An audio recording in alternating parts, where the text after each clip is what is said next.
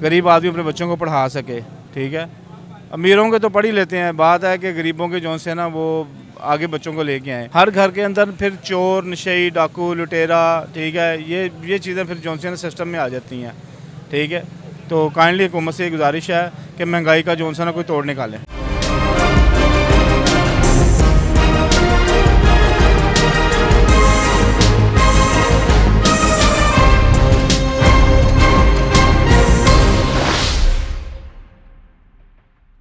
अस्सलाम वालेकुम नाज़रीन, लाइन आप देखें मल्टी न्यूज़ नेटवर्क चैनल और मैं हूं आपका होस्ट फैसल मीर। हम इस वक्त जनाब यहाँ पे टाउनशिप की मशहूर चने वाली इनकी शॉप है, राना चने वाले, बड़े मशहूर हैं।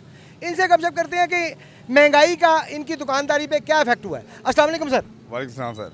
राना साहब, क्या समझते हैं आपके मतलब कि महंगाई का आपकी दुकानदारी पे भी कोई इफेक्ट हुआ है? देखिए, जैसे जैसे ये चीज़ें महंगी होती जा रही हैं, महंगाई पे तो फ़र्क पड़ेगा ही। ठीक है, पहले जो नवाज शरीफ के दौर में हम पहला दे रहे थे 80 रुपये का, अब हम दे रहे हैं 150 का। ठीक है, मसाले और घी वगैरह जो सब महंगाई ज़्यादा हो गए हैं, इसकी वजह से जो रेट हमने बढ़ाए हैं, ज़ाहिर गला किराएदार तो फिर कहाँ से जाएगा, किराया यहाँ से निकालेगा। तो सारे ये मसाइल हैं जो अब बहुत ज़्यादा मुश्किल हो रहे हैं। तो रियान को चाहिए ज़रा थोड़ा सा घी वगैरह, चने, ये सारे जो मसाले वगैरह हैं ये कम करे। तो जो गरीब लोग हैं इनके लिए हम थोड़ी सी फेवरेट करते हैं कि ये नाश्ता कम से कम सस्ता खाएँ।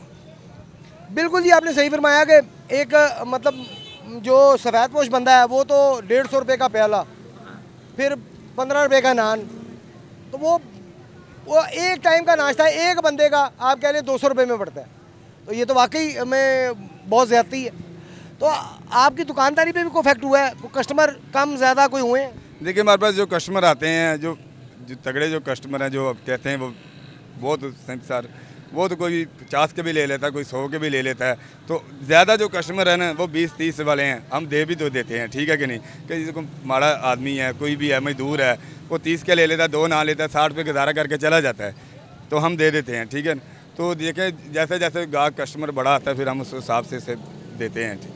मसला ऐसा कोई नहीं है। यानी कि फ़र्क पड़ा है आपकी दुकानदारी? तो जहाँ पहले 25 किलो बिकते थे एक शॉप से, वहाँ 20 किलो पे आ गए, 5 किलो का फ़र्क पड़ ही गया। ताजर छोटे ताजरान हजरात का भी इंटरव्यू हम कर रहे हैं, उनका भी साथ में उनके भी ख्यालात का इजहार ले रहे हैं हम। उनका भी यही कहना है कि हमारी दुकानदारी पे इफेक्ट किया है महंगाई ने, बहुत ज़्यादा कस्टमर कम हो गया है, क्योंकि महंगाई, मसाले, चने, गैस, फिर किराया, फिर मुलाजमीन जो रखे हुए हैं उन्हें भी देने, तो वो उससे अखराजात उनके काफ़ी बढ़ गए हैं। अच्छा, ये बताइएगा कि आपके जो मुलाजिम आपने रखे हुए, पहले तनख्वाह उन्हें क्या देते थे, अब क्या देते हैं? पहले जो कारीगर होता था उसे हमें देते थे 900 रुपया, अब जो कारीगर है वो 1200 रुपये ले रहा है। जो पीछे वाला कारीगर है वो पहले देते थे उसको 700 रुपया, अब देते हैं 900 रुपया। उससे जो पीछे है उसको देते थे हम 600 रुपया, अब वो लेता है 1000 रुपया। देखिए, मजीद महंगाई तो है ना, फिर वो भी ठीक है जी, महंगाई होगी तो उनके अखराजात भी उस हिसाब से होंगे, उनकी भी पे तो बढ़नी चाहिए। तो आप तो खैर एक मैं समझता हूँ बड़ी अच्छी बात है, आपने उनकी पे बढ़ाई है, तो आपने उनका ख्याल किया, बड़ी अच्छी बात है। 1000 रुपये से देते हैं, वो तब भी कहता है जी मेरे घर का चूल्हा वो नहीं चलता। ठीक है, उससे मज़ीद हम बहुत परेशान हैं, गैस का बिल आ जाता है, बिजली का बिल आ जाता है, किराया हम 7-8 देते हैं, उसके बरकत उसमें नहीं डलती 1000 में भी। तो हम घी लेते हैं, सब्ज़ी वगैरह लेते हैं, गोश्त वगैरह हम जो भी लेते हैं उसमें तो गुजारा नहीं होता। किराया दें, बिल दें, बिजली का बिल दें, गैस का बिल दें, तो मज़ीद परेशानी है बहुत ज़्यादा। ठीक है, तो इससे ज़्यादा हम तो कुछ कर भी नहीं सकते। तो 1000 रुपये से क्या ले?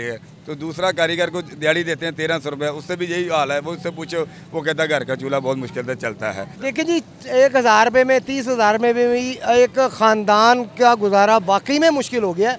महंगाई वाकई इस पीक तक जा चुकी है कि 30,000 में एक ख़ानदान का गुजारा वाकई में मुश्किल हो गया है। सर, वो आपकी बात बिल्कुल ठीक है। देखिए, 10,000 रुपये रेंट पे कमरा लेगा वो एक, उसके बाद वो बिजली का बिल देगा, गैस का बिल देगा, पानी का बिल देगा, क्या खाएगा वो उसमें? ये देखें, वो क्या खाएगा? कुछ भी नहीं खाएगा। उसके बाद क्या बचेगा? वो बच्चों की फ़ीस देगा, ट्यूशन की फ़ीस देगा, स्कूल की फ़ीस देगा, बच्चों को कैसे पढ़ाएगा?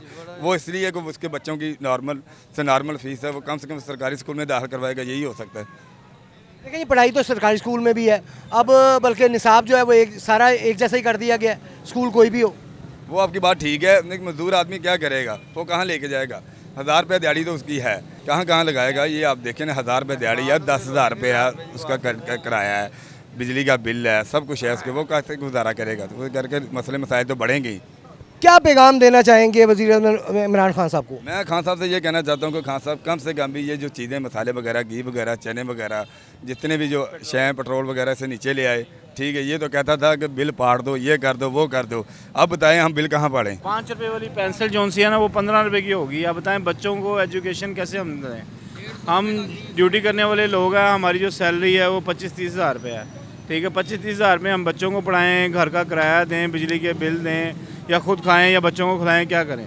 समझ नहीं आती कि ये हुकूमत कहाँ पे लेके जा रही है महंगाई को। पेट्रोल जो सा वो 123 रुपये लीटर है। जिसने 25 किलोमीटर सफ़र करना है, ठीक है, 200 रुपये का तो उसको आना जाना हो गया। 6 हज़ार तो मोटरसाइकिल वैसे खा जाती है कि मेंटेनेंस कराएं तो 10-12 हज़ार में मोटरसाइकिल पड़ जाती है। ठीक है, 10-12 हज़ार में मोटरसाइकिल पड़ जाती है। देखें, कहने का मकसद 17-18 हज़ार के अंदर बच्चों को लेके चलना बहुत मुश्किल है किराएदारी के घर पे। ठीक है, तो हुकूमत से मेरी इल्तिजा है कि इमरान खान साहब को इस चीज़ के ऊपर अमल करना चाहिए कि देखें ये जौन सी गरीब अवाम कैसे अपने आप को सर्वाइव कर रही है। ठीक है, अब वाइट कॉलर लोग जौन से ना खामोशी से अपना टाइम पास कर रहे हैं कि यार वो क्या कर सकते हैं। तो कहने का मकसद ये है कि बॉस आपसे भी इल्तिजा है, मीडिया से भी इल्तिजा है, और बकाया स्टेशन जो है आपके जो वर्क कर रहे हैं इस काम के ऊपर, ठीक है, कि उनसे ये इल्तिजा है कि आप ये जौन सी महंगाई को ना प्लीज़ मेहरबानी है कि आप इसको नीचे लाने की हतन कोशिश करें ताकि आवाम जो से अपने बच्चों को आराम से इस्टेब्लिश कर सके, गरीब आदमी अपने बच्चों को पढ़ा सके। ठीक है, अमीरों के तो पढ़ ही लेते हैं, बात है कि गरीबों के जो से ना वो आगे बच्चों को लेके आए। हर घर के अंदर फिर चोर नशई डाकू लुटेरा, ठीक है, ये चीज़ें फिर जो से ना सिस्टम में आ जाती हैं। ठीक है, तो काइंडली हुकूमत से गुजारिश है कि महंगाई का जो सा ना कोई तोड़ निकालें, मेहरबानी। देखिए जी, हम तो कोशिश ही कर सकते हैं हुकूमत तक आवाम की आवाज़ पहुँचाने की। वो हम पहले कर भी रहे थे, कर रहे हैं और करते रहेंगे इंशाल्लाह।